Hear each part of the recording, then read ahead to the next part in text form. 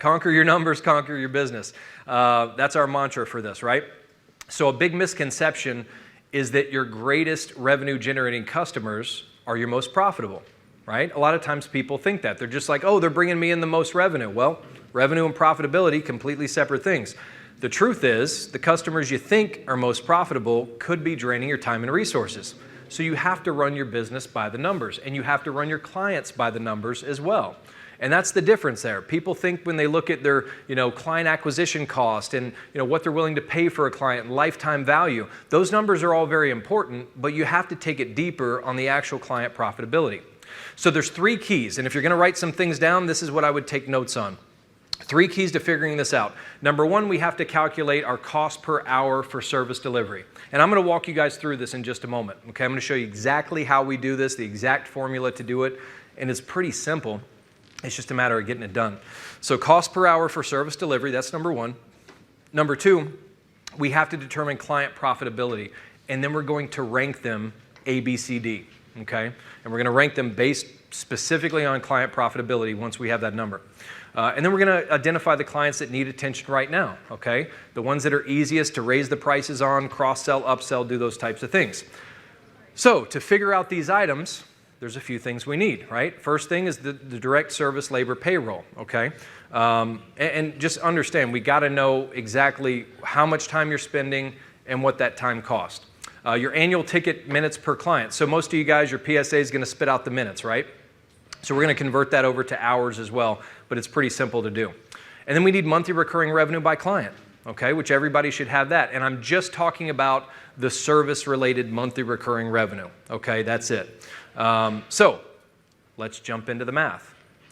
First off, right, we got to determine the service delivery cost per hour. So this is your company, these are your employees. Obviously, this is a family company, the Does, as it would be. You've got John, Jane, Paul, Bob, Tracy, and Will.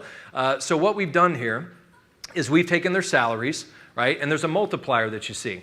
The reason for this multiplier, 25%, now we're doing 35% on the multiplier, okay? 25% of that is the fully burdened rate. So that's payroll taxes, paid time off, fringe benefits, the other additional costs. Because, right, there's more cost to having an employee than just paying them. Would you agree? Right? There's other things involved there. So we have to sort of account for that. And we always want to overshoot it a little bit, so we just say 25% for that portion. The other, and just remember too, this is billable direct service labor, okay? So if you're an owner that's doing 51% or more of the tech work, you need to put yourself in here too. Does that make sense? Okay, so include that as well. And one full-time employee, as we kind of figure this out, I'm going to get to that part in just a minute. We're going to talk about the hours and such, but the other 10% of that, of the 25, the 35% is the back-end tool. So that's like your PSA and your RMM, things like that. Does that make sense? Okay, so we're accounting 35% for the fully burdened rate plus the tools to actually do the work. So we add all that up. We've got 548,000, right? We've got 6 employees. We're just going to divide that up. Okay, and the blended hourly rate. So we look at a full-time employee and we say that's about, 2,080 hours for a full-time employee. Now we're not going to say they're fully, well, wait, you guys, all your techs are fully utilized, right? 100% of the time? Yeah? Okay, yeah, I figured, right? So we're going to say 80% utilization here, okay? But that's really up to you guys. So if you feel like your utilization on your techs is more like 50 or 60%, then you need better techs, okay? Or you need more work going to them. But either way, just figure out what you want for your utilization to be. We're going to say 80% because they're not always fully utilized. And then we're going to do the math on this, right? So based on that 80%, we're going to get our, where is it? We got our 1,660 hours at 80% utilization.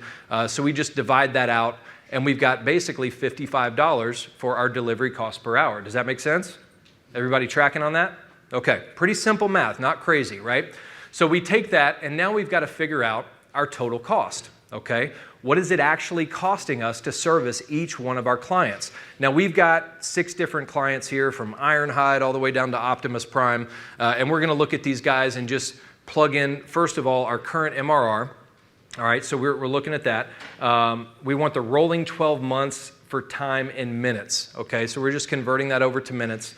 And we've got that blended hourly rate, all right? So we're gonna look at this and go, all right, current MRR, blended hourly rate. We're gonna take our time in minutes. So like, let's take Ironhide, for example, okay? They're bringing us the most MRR right now. We don't know if they're the most profitable yet.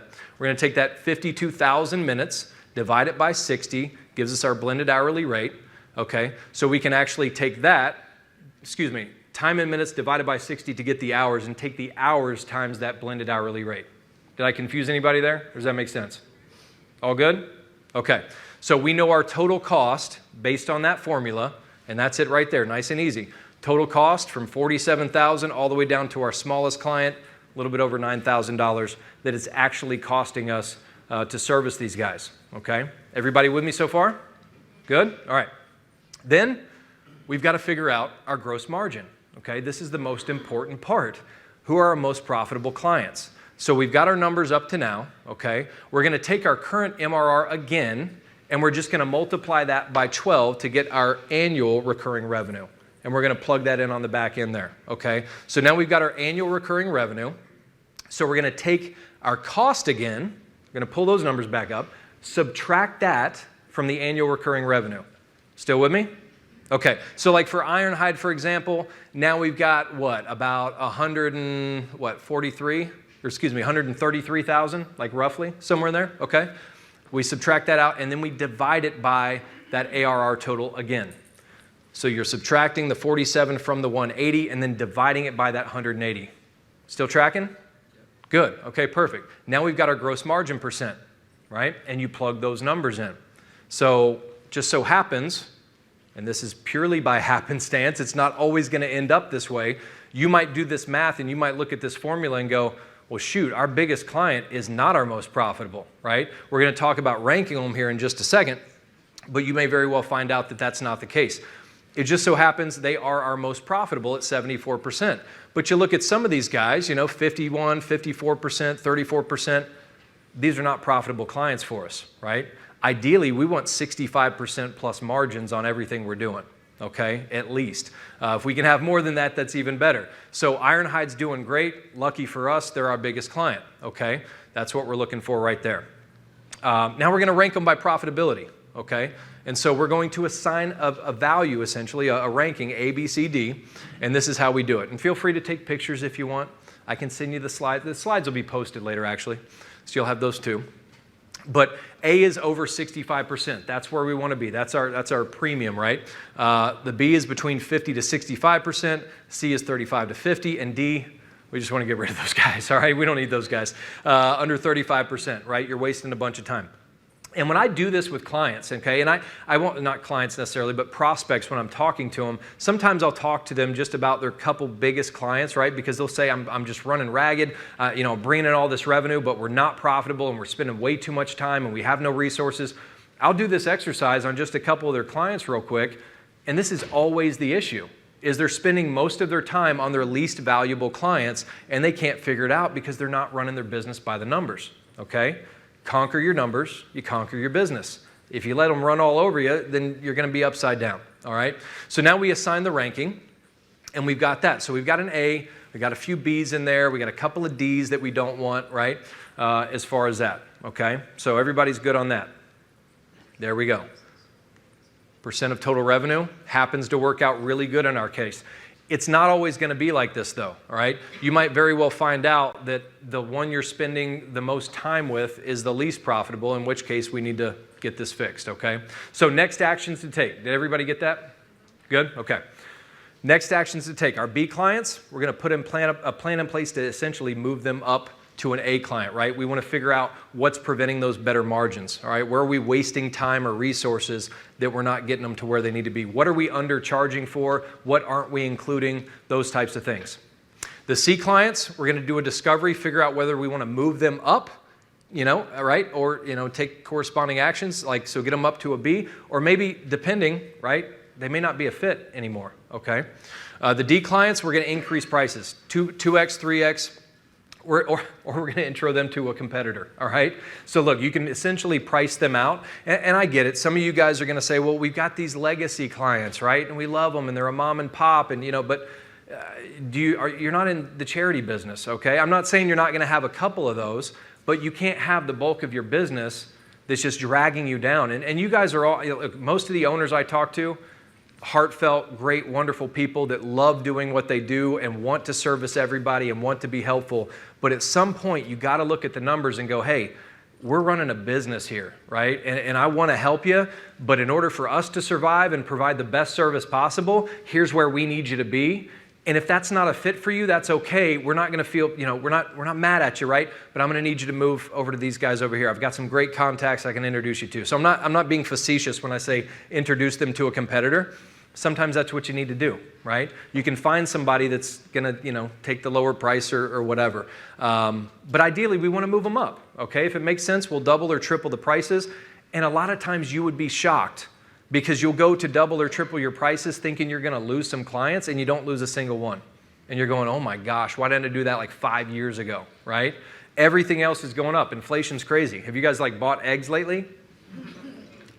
It's insane. It's crazy. So inflation is up, and what I see with the MSPs we work with, sales are up, right? But the margins are down. And this is indicative of that, right? When the sales are up but margins are down, you guys have to raise your prices. Because guess what? Your clients, they've already raised their prices, okay? That's why they're not going to be shocked and appalled and just heading out the door as soon as you do the same thing. Inflation is occurring everywhere and it's affecting everyone, so it's not news, right? Make the egg analogy when they, when they balk at the prices, be like, listen, I'm just trying to buy some eggs over here. So that's what we have to do there. And then all new prospects, we're going to set proper expectations, okay?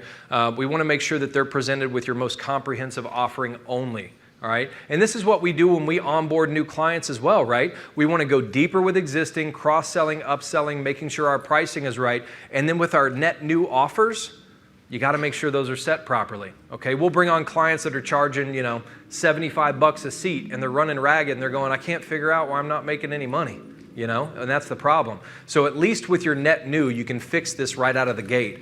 And without going into another full hour on marketing process and such, you guys understand very well that there's a direct correlation between the value that you build from your marketing and what you can charge for your services. So if your marketing and sales process is crap or it's just non-existent, you're going to get constantly disrespected, price shopped, ignored, blocked, right? They're not going to want to pay those premium prices. So the better marketing you have in place, everything that you're doing here, you're in seats, you're at boot camp, right? You're doing all the things. That's great because that increases the perceptive value of these guys working with you, all right? Does all that make sense? Good stuff, right? So you're going to have some in the middle that we're either going to hey, we want to move them up, unless they're a headache client. Some of them you're going to be happy to cut because they've been driving you crazy anyway. So you're going to plug them into this. You're going to do the math and go, oh, thank goodness we can get rid of them, right? They're just dragging us down anyway, okay?